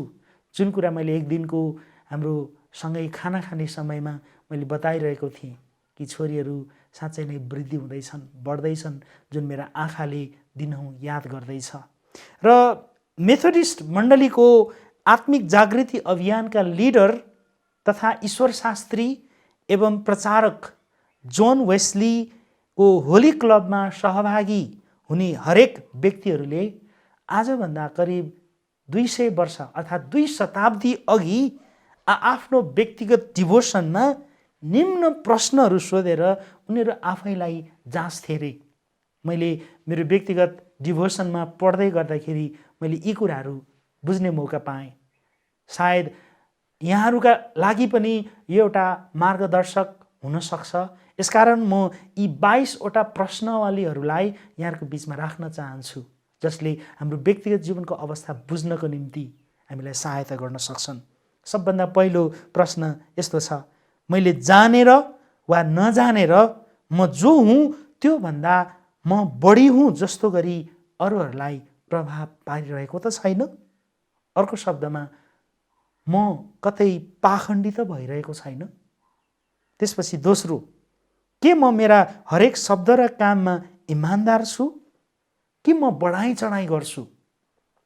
तेस्रो प्रश्न, मलाई गोपनीयतापूर्वक भनिएका कुराहरू म पनि गोपनीयतापूर्वक अरूलाई भन्दै त छैन? चौथो प्रश्न, के म भरोसा योग्य छु? पाँचौं, कतै म लगाउने लुगा, खानेकुरा, साथीहरू, काम र बानीहरूको दास त भइरहेको छैन? 6, म आफैलाई सबै थोक जाने झैँ गर्ने वा आफैलाई बिचरा ठान्ने वा आफै ठिक हुन खोजिरहेको त छैन? 7औं प्रश्न, के बाइबल दिनौँ ममा जीवित हुन्छ? 8औं प्रश्न, के म परमेश्वरको वचन बाइबललाई दिनौँ मसँग बोल्नका निम्ति समय लिइरहेको छु? 9औं प्रश्न, के म प्रार्थना गर्न खुसी हुन्छु? 10औं प्रश्न, मैले कसैलाई सुसमाचार सुनाएको पछिल्लो पटक कहिले हो? 11औं, मैले खर्च गर्ने हरेक पैसा खर्च गर्नु अघि के म प्रार्थना गर्छु? 12औं प्रश्न, के म समयमै सुत्ने र समयमै उठ्ने गर्छु? 13औं प्रश्न, के मैले कुनै पनि कुरामा परमेश्वरको आज्ञा उल्लङ्घन गरेको छु? 14औं प्रश्न, के मलाई मेरो आफ्नै विवेकले दोस्याएको कुरा गर्नलाई बलजफती गर्दैछु? 15औं प्रश्न, के म मेरो जीवनको कुनै पनि क्षेत्रमा हारिरहेको त छैन? 16औं प्रश्न, के म ईर्ष्यालु, अशुद्ध, अरूको धेरै आलोचना गर्ने र भरोसाहीन छु कि? 17औं प्रश्न, म मेरो खाली समय कसरी बिताउँछु? 18औं प्रश्न, के म घमण्डी छु? 19औं प्रश्न, फरिसीले कर उठाउनेलाई तुच्छ सम्झे झैँ अरू मानिसहरूलाई म त्यो जस्तो छैन भनेर कतै गर्व त गर्दै छैनौँ? 20औं प्रश्न, के म कसैको डर मान्ने, कसैलाई मन नपराउने, कसैलाई हृदयदेखि घृणा गर्ने उनीहरूको चरम आलोचना गर्ने, रिस साध्ने वा अनादर त गरिरहेको छैन? 21औं प्रश्न, के म लगातार गनगन गर्ने र गुनासो गरिरहने पो छु कि? 22औं प्रश्न, के ख्रिस्ट येशू मेरो निम्ति वास्तविक हुनुहुन्छ? हो, मेथोडिस्ट मण्डलीका विशेष गरी जोन वेस्लीका होली क्लबमा सहभागी ती प्रत्येक व्यक्तिहरूले आफ्नो व्यक्तिगत डिभोसनमा आफैलाई व्यक्तिगत यी 22वटा प्रश्नहरू दिनौँ जसो सोधेर आफैलाई जाँच्ने गर्थे। मलाई थाहा छैन प्रियहरू, हामी हाम्रो व्यक्तिगत डिभोसनमा हामी आफ्नो अवस्था बुझ्नको लागि हामी कत्तिको पर्खिन्छौँ, कत्तिको समय बिताउँछौँ। हामीले हाम्रो समयलाई उच्चतम सदुपयोग गर्नको निम्ति हामीले आफ्नो अवस्था पहिले बुझ्नुपर्छ। हामीले आफ्नो अवस्था बुझ्नका निम्ति मैले अघि यहाँहरूलाई दिएका यी प्रश्नहरूले हामीलाई मद्दत गर्न सक्छन्। हिब्रूको पुस्तक 3:13 लेखिएको छ, जबसम्म आजको दिन भन्ने कुरा छ तबसम्म एउटाले अर्कालाई अर्तिदेऊ र पापको छलछामले तिमीहरू कसैको हृदय कठोर नहोस्। जब तपाईँ र म हाम्रा वास्तविक अवस्थाहरूलाई जाँच्दैनौँ, बुझ्दैनौँ, हाम्रो वास्तविक अवस्थालाई परिवर्तन गर्दैनौँ, बिस्तारै बिस्तारै हामीलाई पापका छलछामले कठोर बनाउँदै गरेको हुनसक्छ। जति हामीलाई पापले कठोर बनाउँदै लग्छ, हामीहरूको निम्ति एउटा खतराजनक परिस्थिति चाहिँ के हो भने हामी असामान्य कुरालाई पनि सामान्य बनाउन थाल्छौँ। अर्को शब्दमा भन्नुपर्दा पाप पनि, अधर्म पनि, परमेश्वरको वचनमा उल्लेख गरिएका कुराहरू पनि हामीहरूका निम्ति नगण्य बन्न थाल्छन्। पाप पनि हाम्रो लागि सामान्य बन्न थाल्छ, अधर्म पनि हाम्रो लागि सामान्य बन्न थाल्छ। तर जब हामी हाम्रो वास्तविक जीवनको अवस्था बुझ्दछौँ, त्यसले तपाईँलाई र मलाई सुध्रिनतर्फ, परिवर्तन हुनतर्फ, अगाडि बढ्नतर्फ डोर्याउँदछ, जसले तपाईँ र मेरो जीवनलाई अझै हाम्रो जुन समय छ, बाँकी समय अर्थात् जुन उपलब्ध समय, आएका मौका र बेलालाई हामी अझ धेरै सदुपयोग गर्न सक्छौँ। यसकारण प्रिय मण्डली, प्रिय क्रिस्चियन दाजुभाइ दिदीबहिनीहरू, तपाईँहरू जहीँबाटै आजको यो अनलाइन सेवामा हामीसँग सहभागी हुनुभएको भए पनि यी अनिश्चित समयलाई हामी सदुपयोग गर्न लागि पर्न चाहन्छौँ भने आजको वचनबाट म अन्तमा फेरि पनि यही उत्साह र चुनौती यहाँलाई दिन चाहन्छु। हामी समयलाई चिनौँ, परमेश्वरको इच्छा जानौँ र हामी आफ्नो अवस्था बुझौँ। जति हामी समयलाई चिन्छौँ, परमेश्वरको इच्छा जान्दछौँ र हाम्रो अवस्था बुझ्दछौँ, त्यति नै हामी उपलब्ध क्रोनोस समयलाई हामी सदुपयोग गर्न सक्छौँ। भने परमेश्वरले हाम्रो जीवनमा ल्याउनु भएको काइरोस अवसरयुक्त समयलाई हामी अझै पूर्ण रूपमा सदुपयोग गर्न सक्छौँ। आज सुन्नुभएका यी वचनहरूलाई केही बेर मनन गर्नुहोस् र प्रभुले तपाईँलाई, यदि आज तपाईँले आफ्नो समयलाई सदुपयोग गर्दै छैन जस्तो महसुस हुन्छ र प्रभु तपाईँसँग बोल्नुहुन्छ भने तपाईँलाई तपाईँको जीवनमा कुन क्षेत्रमा तपाईँलाई सहायता चाहिएको हो, आज तपाईँ त्यो निश्चित कुरालाई प्रभुको अघि ल्याउँदै उहाँसँग सहायता माग्न सक्नुहुन्छ। किनभने हाम्रो परमेश्वर हाम्रो निश्चित अवस्था बुझ्नुहुने, हाम्रा प्रार्थना वा हामीले सहायता माग्दा गरेका पुकारा सुन्नुहुने अनि जवाफ दिने परमेश्वर उहाँ हुनुहुन्छ। यी अनिश्चित समयहरू हुँदो जाँदा प्रभुले हामीलाई हाम्रो दिनहुँको समय, दिनहुँको क्रोनोस समय, दिनहुँको काइरोस समय सदुपयोग गर्नु उहाँले हामीलाई मद्दत गर्नुभएको होस्। यदि तपाईँहरूमध्ये कतिजना जसले परमेश्वरलाई व्यक्तिगत रूपमा चिन्नु भएको छैन, तपाईँहरूको साथीहरू मार्फत वा तपाईँको फेसबुक वा युट्युब तपाईँले विशेष गरी मोबाइलमा तपाईँले सार्दै गर्दा, स्क्रोल गर्दै गर्दा यदि आजको यो वचन र आजको यो अनलाइन सेवामा तपाईँ समावेश हुनुभयो, प्रवेश गर्नुभयो र तपाईँले सुरुदेखि अन्त्यसम्म नै वचन सुन्नुभएको छ भने र यदि म अगाडिका दिनहरूमा मेरो यो अनिश्चित समयहरू हुँदो जाँदा म मेरो जीवनको समयलाई सदुपयोग गर्न चाहन्छु भनिरहनु भएको छ भने म यहाँहरूलाई तपाईँले व्यक्तिगत जीवनमा प्रभु यीशु ख्रीष्टलाई आफ्नो व्यक्तिगत प्रभु र मुक्तिदाता बनाउनुहोस् भन्ने म यहाँहरूलाई अनुरोध गर्न चाहन्छु। उहाँलाई तपाईँले व्यक्तिगत रूपमा आफ्नो प्रभु र मुक्तिदाता भनी स्वीकार गर्न अति नै सजिलो छ। प्रिय मित्र, तपाईँले आफ्नो हृदयको अन्तस्करणबाट इमान्दारी साथ प्रभु यीशु म तपाईँलाई विश्वास गर्छु, तपाईँ मेरो हृदयमा आउनुहोस्, म तपाईँको विषयमा अझै धेरै जान्न चाहन्छु, म तपाईँलाई अझ बलियोसँग गहिरिएर चिन्न चाहन्छु भनी तपाईँले मनमा नै भन्नुभयो भने वा तपाईँ एक्लै हुनुहुन्छ वा आफ्नो परिवारमा हुनुहुन्छ भने पनि यदि तपाईँले त्यसो भन्नुभयो भने याद गर्नुहोस्, परमप्रभु विश्वासयोग्य हुनुहुन्छ र उहाँले तपाईँको प्रार्थना, तपाईँको बिन्ती सुनेर तपाईँको हृदयमा उहाँको उपस्थिति तपाईँले अनुभव गर्न सक्नुहुन्छ। किनकि प्रभु यीशु ख्रीष्ट हरेक व्यक्तिको निम्ति व्यक्तिगत परमेश्वर हुनुहुन्छ अनि मानिसहरूले उहाँलाई व्यक्तिगत रूपमा स्वीकार र ग्रहण गर्न सक्छन्। र आजको वचन अनुसार तपाईँ आफ्नो जीवनको समयलाई उच्चतम सदुपयोग गर्न चाहिरहनु भएको हो भने साँच्चै नै समयलाई चिन्नुहोस्। प्रभुले तपाईँलाई यी समयहरू हुँदो समय चिन्न सहायता गरून् भने परमेश्वरको इच्छा बुझ्नुहोस् अनि परमेश्वरको इच्छा तपाईँले उहाँलाई व्यक्तिगत रूपमा चिन्नु पनि उहाँको इच्छाहरूमध्येको सबभन्दा पहिलो र महत्त्वपूर्ण इच्छा हो। अनि जसै तपाईँले आफ्नो वास्तविक अवस्था बुझ्नुहुन्छ र अगाडि बढ्नुहुन्छ, म विश्वास गर्छु परमेश्वरले यहाँहरूलाई जहीँ हुनुहुन्छ त्यहीँनिर सहायता पठाउन सक्नुहुन्छ, मद्दत गर्न सक्नुहुन्छ, अनुग्रह दिन सक्नुहुन्छ।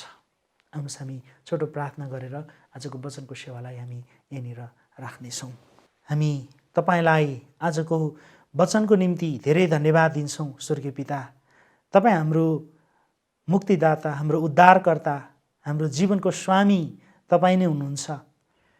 प्रभु, हामी अहिलेको अनिश्चित समय भएर जाँदा तपाईँ हाम्रो साथमा हुनुहुन्छ। हामी तपाईँलाई धन्यवाद दिन्छौँ। तपाईँको साथले हाम्रो अहिलेको अनिश्चित समयलाई बदल्छ। अहिलेको अनिश्चित समयमा पनि हामी तपाईँबाट आशा अनि तपाईँबाट मद्दत र सहायता पाउन सक्छौँ। प्रभु, तपाईँ जीवित हुनुहुन्छ। हामी बिन्ती गर्छौँ आजको वचनबाट हामीले सिके जस्तै हामी हाम्रो समयलाई उत्तम ढङ्गले सदुपयोग गर्न चाहन्छौँ। किनकि प्रभु, आउने दिनहरू कस्ता हुने हुन्, आउने समयहरू कस्ता हुने हुन्, के कस्ता परिस्थिति र अवस्थाहरू भएर हामी जानुपर्ने हो, हाम्रो व्यक्तिगत जीवनमा, पारिवारिक जीवनमा, सामाजिक जीवनमा, हाम्रो मण्डलीको जीवनमा के कस्ता परिस्थिति आइपर्ने हुन् हामी जान्दैनौँ। तर प्रभु, तपाईँ हाम्रो साथमा हुनुहुन्छ अनि हामीलाई उपलब्ध भएको अहिलेको यो क्रोनोस समय र हामीलाई उपलब्ध भएको प्रभु दिनौँ तपाईँले हाम्रो जीवनमा ल्याउनु हुने जुन काइरोस समय छ, प्रभु हामी त्यसलाई पूर्ण रूपमा हामी सदुपयोग गर्न चाहन्छौँ। प्रभु, मद्दत गर्नुहोस् हामीलाई। बिन्ती छ तपाईँ प्रभु हाम्रो साथमा भएर सहायता गर्नुहोस् र विशेष गरी हामीलाई समय चिन्न, तपाईँको इच्छा बुझ्न अनि प्रभु हाम्रो अवस्था बुझेर हामीलाई निरन्तर रूपमा तपाईँको ले दिनुभएको समयलाई सदुपयोग गर्न सहायता गर्नुभएको होस्। प्रभु, यो वचन सुन्ने प्रत्येक दाजुभाइ दिदीबहिनीहरू मण्डली हरेकलाई तपाईँ परमेश्वरले उहाँहरू जहाँ हुनुहुन्छ त्यहीँनिर आशिष दिनुहोस्, सहायता गर्नुहोस्, मद्दत गर्नुहोस्। तपाईँलाई हामी सबै कुराको निम्ति धन्यवाद भन्छौँ, प्रार्थना गर्दछौँ तपाईँ येशू प्रभुको नाउँमा, आमेन। मण्डली, हाम्रो आजको सेवा यहीँ सकिएको छैन, किनभने आजको अनलाइन सेवामा हामीले प्रभु भोजको सेवा पनि राखेका छौँ। त्यो कारणले अबको बाँकी समय हामी प्रभु भोजको सेवामा प्रवेश गर्नेछौँ। प्रभुले यहाँहरूलाई प्रभु भोजको सेवामा सहभागी हुँदै गर्दा सहायता गर्नुभएको होस्, आशिष दिनुभएको होस्। जय मसीह। धन्यवाद। यो सबैलाई ख्रीष्ट येशूको नाममा जय मसीह। आज हामी एउटा यस्तो अवस्थामा उभिरहेका छौँ, विश्वलाई नै आक्रान्त बनाइरहेको कोरोना भाइरसको कारणबाट मण्डली आम्ने सामने बसेर सेवा गर्न नपाएको धेरै हप्ताहरू बितेर गयो। यसरी नै नियमित रूपमा मण्डलीले गरिरहेको पवित्र विधिहरू, प्रभुभोज जस्ता कार्यहरू पनि कोरोना भाइरसको कारणबाट प्रभावित भइरहेको अवस्थामा आज हामी विशेष प्रकारले बनेपामा रहेको मण्डलीहरू, काभ्रे क्रिस्चियन समुदायका मण्डलीहरू सँगै बसेर प्रभुलाई महिमा गर्ने साथै अवरुद्ध भएको प्रभुभोजको सेवाकाईलाई पनि अगाडि बढाउनको लागि यो महत्त्वपूर्ण क्षणमा हामी छौँ। प्रभुलाई हामी धेरै धन्यवाद टक्र्याउँदछौँ। कतिपटक विभिन्न कुराले, महामारीले, भूकम्पले, कति कुराले हामीलाई त्रासमा पुर्याउँछ। तर मलाई लागेको एउटा कुरो चाहिँ यो महामारीको कारणबाट काभ्रेमा रहेका सबै मण्डलीहरू सँगै बसेर एउटै मन हुने एउटा महत्त्वपूर्ण अवसर पनि हामीले आज बिहानी प्राप्त गरेका छौँ। कतिपटक व्यक्तिको विचारले, कतिपटक सम्प्रदायले, तेरो र मेरो कुराहरूले कहिलेकाहीँ हामीलाई विभाजन गराउँछ। तर आज हामी प्रभुलाई धन्यवाद टक्र्याउँछौँ। परमेश्वरले हामीलाई एउटै मनको हुने अवसर पनि प्रदान गर्नुभएको छ। जब अदनको बगैँचामा आदम हब्बाबाट पाप आयो अनि मानिस पापका कारणबाट अन्तर्मुखी बन्यो, स्वार्थी बन्यो अनि म भन्ने कुराहरू मानिसमा आयो। त्यसपछि विभिन्न प्रकारको विभाजनको कुराहरू, तेरो र मेरो कुराहरू आयो। तर प्रभु येशूले भन्नुभएको, उहाँले गर्नुभएको प्रार्थनाको वचनको खण्डलाई हामीले विचार गर्यौँ भने यूहन्ना 17 अध्यायको 21 पदमा हामीले हेऱ्यौँ भने, कि तिनीहरू सबै एक हौँ, हे पिता, जसरी तपाईँ ममा हुनुहुन्छ र म तपाईँमा, त्यसरी नै तिनीहरू पनि हामीमा हुन्, र तिनीहरूले मलाई पठाउनुभयो भने संसारले विश्वास गरोस्। साँच्चै प्रभु येशू ख्रीष्ट हाम्रो पापको लागि क्रुसमा मर्नुभयो। आज हामी प्रभुको टेबल र कचौरामा सहभागी हुन हामी यस ठाउँमा छौँ। ख्रीष्ट येशू प्रभु हाम्रो लागि, हाम्रो पापको लागि मर्नुभयो। हामी अन्तर्मुखी बनेको बेलामा, पापको कारणबाट हामीलाई घमण्डी, अहम, विविध कुराले भरिएको बेलामा प्रभु ख्रीष्ट हाम्रो पापको लागि मर्नुभयो र फेरि हामीलाई एउटै मनको हुनलाई पनि प्रभुले हामीलाई बोलाउनु भयो। प्रभुलाई हामी धेरै धन्यवाद भन्छौँ। आज हामी यो प्रभुजको सेवामा, यो हप्ताको प्रभुजको सेवामा आदरणीय रेभरेन्ड एनपी प्रधानज्यू साथै माफै मिलेर यो प्रभुजको सेवामा काभ्रेमा रहेका यो प्रभुको देह र कचौरामा सहभागी हुन नपाएको लामो समयको अवस्थामा मण्डलीलाई सेवा पुर्याउने उद्देश्यले आज यस ठाउँमा हामी छौँ। म परमेश्वरको वचनलाई पढ्न चाहन्छु। पहिलो कोरिन्थी 11 अध्यायको 23बाट 32 पदसम्म म पढेर आजको प्रभुजको सेवाकाईलाई अगाडि बढाउनको लागि परमेश्वरको वचनबाट म पाठ गर्न चाहन्छु। किनकि प्रभुबाट जे मैले पाएँ सो तिमीहरूलाई सुम्पी पनि दिएँ, अर्थात् जुन रात उहाँ पक्राउ पर्नुभयो त्यो रात प्रभु येशूले रोटी लिनुभयो र धन्यवाद दिनुभएपछि उहाँले त्यो भाँच्नुभयो र भन्नुभयो, यो तिमीहरूका निम्ति मेरो शरीर हो, यो मेरो सम्झाउनको निम्ति गर।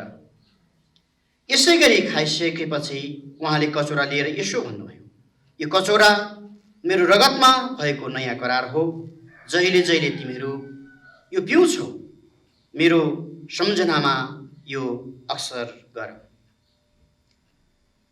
किनभने जहिले जहिले तिमीहरू यो रोटी खान्छौ र यस कचौराबाट पिउँछौ, उहाँ नाउन्जेल तिमीहरू प्रभुको मृत्युको घोषणा गर्दछौ।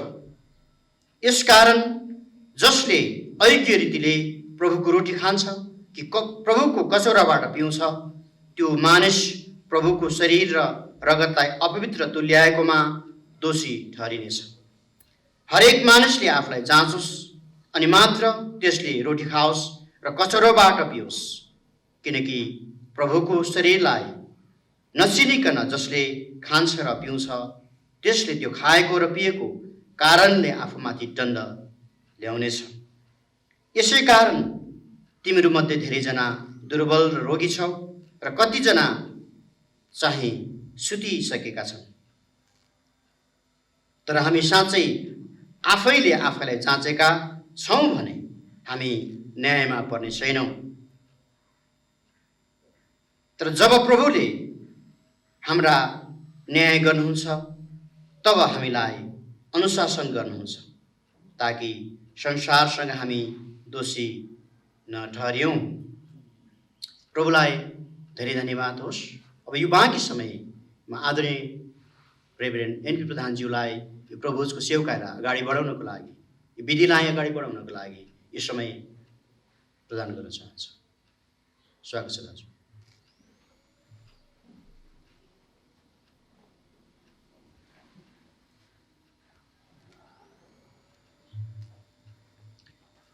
आज प्रभु भोजको दिन हामीले तपाईहरूको बीचमा यो एउटा महत्त्वपूर्ण सेवा लाई लिएर हामी आएका छौँ। जतिजना तपाईहरू आजको सङ्गतिमा सहभागी भएर यो सङ्गतिसँग रहिरहनु भएको छ, तपाईहरू सबैजनालाई म ख्रिस्टीय अभिवादन जयमसी भन्न चाहन्छु। हाम्रो पास्टर रोबिन राणाले हामीलाई परमेश्वरको वचनबाट पढेर सुनाउनु भए चाहिँ आजको प्रभु भोज, प्रभुको टेबलबाट सहभागी हुने कामहरू परमेश्वरको वचन अनुसार प्रभुले यीशुले दिनुभएको आज्ञाहरूमध्ये एउटा महत्त्वपूर्ण आज्ञा भएकोले आज हामी तपाईहरूसँग यो प्रभु भोजको यो सेवामा हामी जान लागिरहेका छौँ। हामी प्रभुको टेबलबाट सहभागी हुनुभन्दा अगाडि प्रभुको देह र प्रभुले गर्नुभएको सम्पूर्ण कामलाई स्मरण गर्नको लागि, सम्झना गर्नको लागि आज यो टेबलबाट हामी सहभागी हुन जानुभन्दा अगाडि यसको बारेमा यद्यपि हामी धेरैजनालाई प्रभु भोज के हो भन्ने कुराहरू थाहा पनि छ अनि हामीले आफ्नो चर्चहरूमा यसमा हामी सहभागी भई पनि रहेका छौँ। हामी सबैजनालाई थाहा छ यो एउटा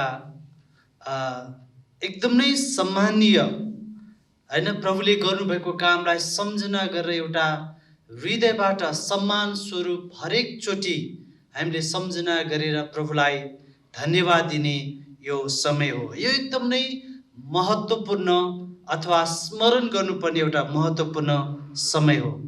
सबै मानिस जातिको लागि प्रभुले कसरी आफ्नो सेवा पुर्याउनु भयो, उहाँले मानिसलाई शारीरिक रूपमा, मानसिक रूपमा, पारिवारिक रूपमा अनि अन्य धेरै क्षेत्रमा उहाँले मानिसलाई सेवा पुर्याएर अन्तमा उहाँले हामी सबैजनाको लागि आफैलाई क्रुसमा बलिदानको रूपमा अर्पण गर्नुभयो र हामी बाँच्न सकौँ भनेर उहाँले यो काम गरेर जानुभयो। उहाँले यो काम गर्नुभन्दा अगाडि, क्रुसमा गएर बलिदान हुनुभन्दा अगाडि उहाँले यो आज्ञा दिनुभयो हामी सबैजनालाई। अनि उहाँले दिनुभएको आज्ञा अहिले भर्खरै पनि हाम्रो पास्टर भाइले हामीसँग पढेर सुनाउनु भयो। अनि उहाँले के गर्नुभयो त भन्दाखेरि उहाँले यसरी लुकाको पुस्तक 22 अध्यायमा 17 पद, 18 पद, 19 पद र 20 पदमा उहाँले यो प्रकारले आफ्नो चेलाहरूसँग बसेर यो सङ्गतिलाई, यो प्रभु भोजलाई उहाँले बाँडचुट गरेर कुराकानी गर्नुभयो। लुका 22 अध्यायको 17 पददेखि म 20 पदसम्म पढ्नेछु। तब कचौरा लिएर धन्यवाद चढाउनु भएपछि उहाँले भन्नुभयो, यो ल्याऊ र तिमीहरू आपसमा बाँड, किनकि म तिमीलाई भन्दछु परमेश्वरको राज्य नआउन्जेल अब उपरान्त अङ्गुरको रस म पिउने छैन। अनि उहाँले रोटी लिनुभयो र धन्यवाद चढाउनु भएपछि त्यो भाँच्नुभयो र तिनीहरूलाई यसो भन्दै दिनुभयो, तिमीहरूका निम्ति दिएको यो मेरो शरीर हो, मेरो सम्झनामा यो गर्ने गर। यसै गरी खाइसक्नु भएपछि उहाँले कचौरा लिनुभयो र भन्नुभयो, यो कचौरा तिमीहरूका निम्ति बगाइएको मेरो रगतमा स्थापित गरिने नयाँ करार हो। आमेन। हामी सबैजनालाई यो एकदमै सुवर्ण मौका, सायद त्यो पहिलोचोटि हुनसक्छ तपाईँहरूको बिचमा हामीले हाम्रो पास्टर दाजुभाइहरू मिलेर यो प्रभु भोजको टेबलबाट हामी बाँड्ने काम, सायद तपाईँहरूलाई पनि हौसला दिनको लागि, तपाईँहरूले पनि यो प्रभु भोजमा सहभागी हुनको लागि होइन, तपाईँको आफ्नो झुन्डमा, तपाईँको आफ्नो चर्चको नियम र तरिका अनुसार हामीले आज प्रभु भोज को काम हामीले गर्न लागेका छौँ। यद्यपि विभिन्न मण्डलीमा प्रभु भोजमा सहभागी हुने अनि यो दाखरसबाट रोटी भाँच्ने कामहरू अलिकति भिन्न भिन्न तरिका हुन सक्ला, तर यसको एउटै मात्रै उद्देश्य चाहिँ प्रभुले हाम्रो लागि गर्नुभएको महान कामलाई स्मरण गरेर हामी आफैलाई नम्र तुल्याएर आउने दिनहरूमा अझै दुःख कष्ट जति आइपरे तापनि प्रभुले सहनु भएको दुःखलाई स्मरण गर्दै प्रभु भोजको दिनमा मात्र नभएर अन्य दिनमा पनि हामीले प्रभुको पीडालाई, प्रभुको कतिवटा होइन उहाँले सहनु भएको यो दुःख कष्टलाई स्मरण गरेर अगाडि बढ्नको लागि प्रभु भोजले यो पनि हामीलाई स्मरण गराउन गर्दछ। अनि एउटा कुरा म तपाईँहरूलाई बाँड्न चाहन्छु, रोटी प्रभु येशूको शरीरको रूपमा हामी लिन्छौँ अनि दाखरसको कचौरालाई प्रभुले बगाउनु भएको रगतलाई स्मरण गर्नलाई यसले लिन्छौँ। यसमा सहभागी हुनु भनेको हामी साँच्चै नै अब आउने दिनहरूमा प्रभुले जस्तै सेवा गर्नु पनि हो भनेदेखि प्रभु येशूले जस्तै दुःख भोग्नु पनि तयारी हुनु पनि हो। त्यसैले गर्दाखेरि म तपाईँहरू सबैजनालाई प्रभु भोज लिनु हुँदाखेरि यसलाई जथाभावीसँग, यसलाई खेलाइचीसँग, यसलाई होइन एउटा अर्थ नभएको कुरासँग दाँचेर यसमा सहभागी नहुनु भनेर हामीलाई परमेश्वरको वचनले अघिबाट हाम्रो पास्टरले पनि पढेर सुनाइसक्नु भएको छ। किनकि जथाभावी खाने, परमेश्वरको कुरालाई होइन, परमेश्वरको वचनलाई, परमेश्वरको आज्ञालाई जथाभावी गर्नेलाई प्रभुको वचनले भनेको छ कि तिनीहरूले दण्ड पाउनेछन्। त्यसैले गर्दाखेरि हामी यो समय एकदमै सम्मानसहित, गम्भीरतासहित एकदमै यो प्रभु भोजको देहलाई, प्रभुले बगाउनु भएको रगतलाई स्मरण गरेर यसलाई हामी आज लिनेछौँ। साथै मण्डलीको आफ्नो आफ्नो नियम अनुसार तपाईँहरूको कसरी लिनुहुन्छ होइन, त्यो तपाईँले गर्नुभए चाहिँ तपाईँले गर्नुहुने नै छ। तर एउटा कुरा हामी के विश्वास गर्छौँ भनेदेखि बप्तिस्मा नलिकन, प्रभुलाई बप्तिस्मा, पानीको बप्तिस्मा नलिकन विश्वासमा एउटा होइन मण्डलीको नियम अनुसार, वचन अनुसार होइन आफैलाई प्रभुमा समर्पण नगरिकन प्रभुको टेबलबाट, प्रभुको रोटीबाट सहभागी नहुनु भनेर हामी हाम्रो चर्चमा मानिसहरूलाई यो जानकारी गराउँछौँ। त्यसैले गर्दाखेरि तपाईँहरू जतिजना प्रभु भोजमा सहभागी हुनको लागि गइराख्नु भएको छ, अघि नै भने चाहिँ नजाँचिकन नबुझिकन भनेको अर्थ चाहिँ हामीले प्रभुलाई विश्वास त गरिसकेका होला, तर हामीले साँच्चै नै होइन भित्रको जुन विश्वास छ बाहिर देख्ने गरी पानीको बप्तिस्मा जतिजनाले तपाईँले पाउनु भएको छैन, नपाउन्जेलसम्म तपाईँहरू सबैजनाले पर्खेर होइन यो प्रभु भोजमा सहभागी हुनुहुन तपाईँहरू सबैजनालाई म अनुरोध गर्न चाहन्छु। हामी एउटा सानो प्रार्थना गर्नेछौँ यो प्रभु भोजको यो टेबलमा हामी सहभागी हुनको लागि। आउनुहोस् हामी सबैजना एकछिन परमेश्वरको वचनमा लेखिए जस्तै, परमेश्वरको वचनमा जे कुरा हामीलाई आदेश दिए जस्तै आफूलाई जाँच, आफूलाई विचार गर, आफूलाई सोच, अनि मात्रै तिमीहरूको मनमा तिमीहरूको जीवनमा केही प्रभुलाई महिमा नहुने आदतहरू, प्रभुलाई महिमा नहुने कुनै पनि कुराहरू हाम्रो जीवनमा छ भनेदेखि त्यसलाई हामीले यो टेबलमा सहभागी हुनुभन्दा अगाडि हामी त्यसलाई प्रभुसँग हामी स्वीकार गरेर हामी प्रभुसँगको सम्बन्धलाई हामी विस्तार गर्न सक्छौँ। आउनुहोस् हामी एकछिन आफैलाई शान्त राखौँ र मनन गरौँ। यो लकडाउनको समय अवधिभरि हामीले सायद प्रभुलाई बिर्सेका हौँ कि के कुराहरूबाट भएर हामी गएका होला। प्रभुलाई महिमा नहुने कुराहरूबाट हामी प्रभुसँग प्रार्थना गर्नेछौँ र प्रभुसँग क्षमा माग्नुपर्ने कुरा छन् भने पनि हामी त्यसमा हामी सबैजना नम्र हौँ कि हामीले गरेका गल्तीलाई स्वीकार गर्नु बाहेक अरू कुनै पनि उपाय छैन।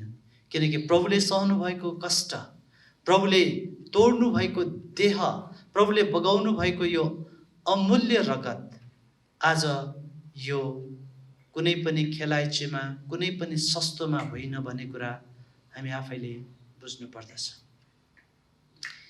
दयालु प्रभु, आज हामीलाई यो अति नै महत्त्वपूर्ण समय, मौका, अवसर तपाईँले हामीलाई यसरी सँगै बसेर तपाईँको देहबाट तपाईँले हामीलाई आज्ञा गर्नु भए अनुसार प्रभुजी हामी भेला भएका छौँ र तपाईँको वचनलाई शिरोपर गरेर आज रोटी भाँच्ने काम, तपाईँको शरीरलाई स्मरण गरेर कचौराबाट पिउने काम, जो तपाईँले बगाउनु भएको रगतलाई हामी स्मरण गर्नेछौँ। प्रभु यसमा तपाईँ परमेश्वरले हामीलाई आशिष दिनुहोस् र हामीले गरेका कतिवटा महिमा नहुने कुराहरू छन् भने प्रभु हामी विनम्रता साथ तपाईँसँग प्रार्थना गर्छौँ, हामीलाई क्षमा गर्नुहोस्। हामी प्रार्थनामा आज हाम्रो काभ्रे इसाई समुदायभित्र हुनुभएका साथै अन्य समुदायभित्र हुनुभएका सम्पूर्ण हाम्रा विश्वासी दाजुभाइ दिदीबहिनीहरूमा यी दिनहरूमा तपाईँको अनुग्रह तपाईँले राखिदिनुहोस्। धन्यवाद चढाउँदै प्रार्थना गर्छौँ येशू प्रभुको नाउँमा, आमेन। हुन्छ, अहिले हामी प्रभु भोजको कार्यक्रममा जानेछौँ। यसलाई प्रभु भोज पनि भन्छौँ हामी। यसलाई प्रभुको टेबलबाट हामी सहभागी हुने पनि भन्छौँ। यसलाई धेरै नामहरू दिएको छ। यो वास्तवमै तपाईँहरू कतिजनालाई सायद थाहा पनि नहोला। यो भोज भन्ने बित्तिकै धेरै अब होइन थुप्रै खानेकुरा पिउने कुराको खाना खाने समय हो कि भने पनि सोच्नु भएको होला। यो कुरा त्यो नभएर यो विशेष गरिकन प्रभुको टेबलबाट, प्रभुको दुःख कष्टबाट हामी स्मरण गरेर जाने समय हो। म सबैभन्दा पहिला परमेश्वरको वचनमा लेखिए अनुसार म यहाँनिर अगाडि राखिएको यो प्रभुको टेबलमा यहाँ रोटी छ हामीसँग कचौराहरूमा दाखरसहरू छन् अनि हामी अहिले बाँड्नेछौँ, यसलाई बाँडचुट गर्नेछौँ। यो रोटीलाई हामीलाई प्रभुको वचनमा आज्ञा दिए अनुसार प्रभु येशूले आफ्नो शरीरलाई भाँच्न दिनुभयो। आफ्नो देहलाई उहाँले एकदमै उहाँले केही जस्तो पनि नमानिकन तपाईँको लागि, मेरो लागि आफ्नो शरीरलाई उहाँले बलिको रूपमा दिनुभयो। त्यसको स्मरणमा हामी यो रोटीलाई हामी यसरी भाँच्नेछौँ।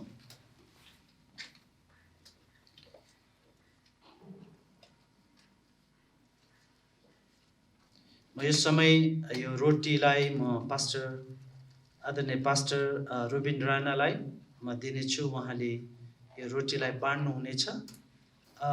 त्यसपछि म तपाईँहरूलाई यो रोटीको समय बाँड्दै जाँदाखेरि हामी यो कचौराबाट पनि बाँड्नेछौँ। अनि एकसाथ सबैजनाले पाइसकेपछि हामी प्रार्थना गरेर प्रभुलाई धन्यवाद दिएर हामी त्यसपछि यसलाई लिएर प्रभुलाई हामी सबै कुराको लागि स्मरण गर्दै महिमा हामी दिनेछौँ। हामी सबैजनाले पायौँ। आउनुहोस् हामी अघि नै कुराकानी गरे अनुसार हामी एकछिन स्मरण गरौँ प्रभुको शरीरलाई, प्रभुले बगाउनु भएको अमूल्य रगतलाई, जो आज सारा संसारको लागि, सारा मानव जातिको लागि, पापलाई क्षमा गर्नको लागि, पापको लागि जुन बलिदान हुनुपर्ने थियो, त्यो बलिदान स्वरूप येशू प्रभुले आजभन्दा 2000 वर्ष अगाडि उहाँले आफैलाई बलि दिनुभयो। अनि त्यसको स्मरणमा आज हामी यो प्रभुभोज हामी लिँदैछौँ। प्रभु, हामी प्रार्थना गर्दछौँ यस समय विशेष गरिकन यो रोटीको लागि, जो तपाईँले हाम्रो लागि सम्पूर्ण जीवन दिनुभयो, स्वर्गको वैभवलाई छोडेर हाम्रो लागि मानिसको रूप लिएर आएर मानव जातिको सेवाको लागि, उद्धारको लागि, पापबाट मुक्तिको लागि तपाईँले आफ्नो शरीरलाई हाम्रो लागि सुम्पिदिनुभयो। त्यसकै स्मरणमा हामी यस रोटीलाई हामी ग्रहण गर्नेछौँ। यसमा तपाईँले आशिष दिनुहोस्। आउनुहोस् हामी एकसाथ रोटीबाट खानेछौँ।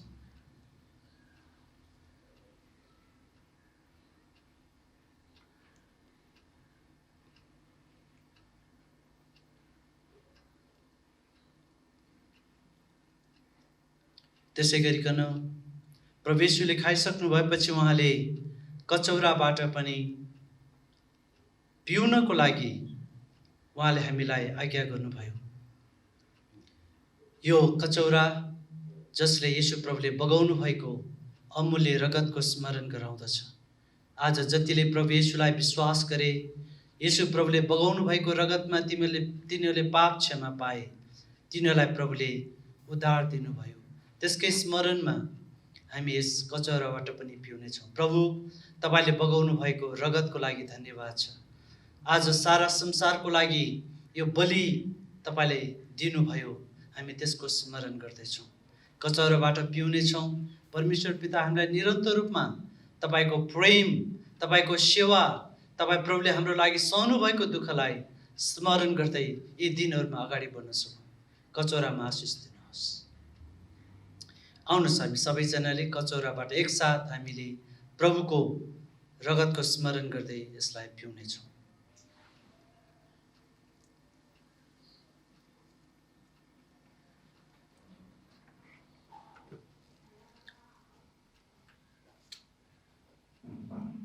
हालेलुया। आउनुहोस् हामी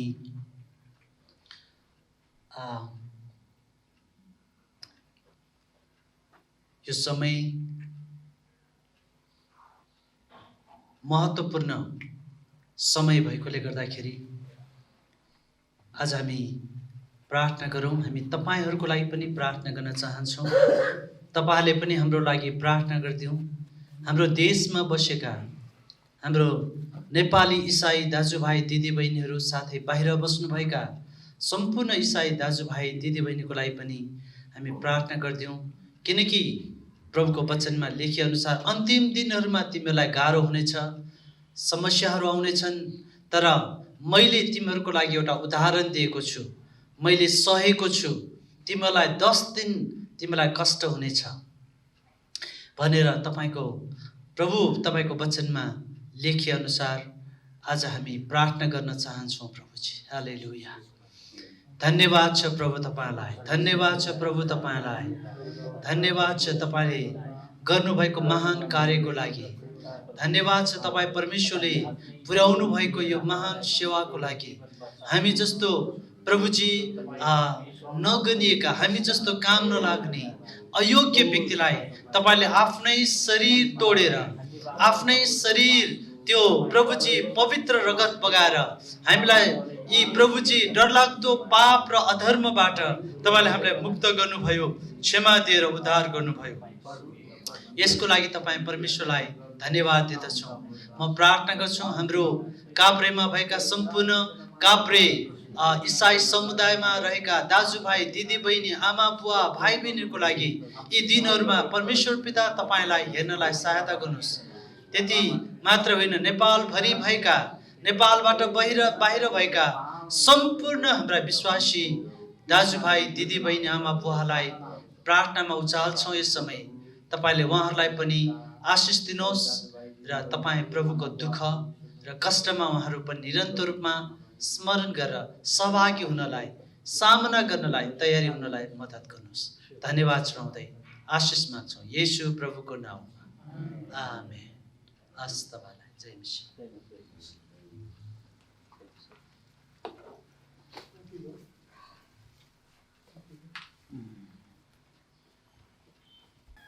पुनः एकचोटि म यहाँहरूमा अनुरोध गर्न चाहन्छु, विश्वमा फैलिरहेको कोरोना भाइरसको कारणबाट जुन प्रकारको अन्योलको अवस्थामा हामी जिइरहेका छौँ, यो कहिलेसम्म जाने हो हामीले अनुमान गर्ने अवस्था छैन। र पनि हामी प्रार्थना गरौँ यो महामारीबाट संसारले अनि देशले मुक्ति पाउन सकेको होस्। यो अवस्थामा रहँदै गर्दाखेरि मण्डली आफ्नो समाजलाई यो भाइरसबाट लड्नको लागि, सुरक्षित रहनको लागि हामीले निरन्तर सामाजिक दूरी कायम राखौँ। साथसाथै सरसफाइका कुराहरू जसले कोरोना भाइरससँग लड्नको लागि सहायता पुर्याउँछ, यी कुराहरू हामीले निरन्तर पालना गरौँ,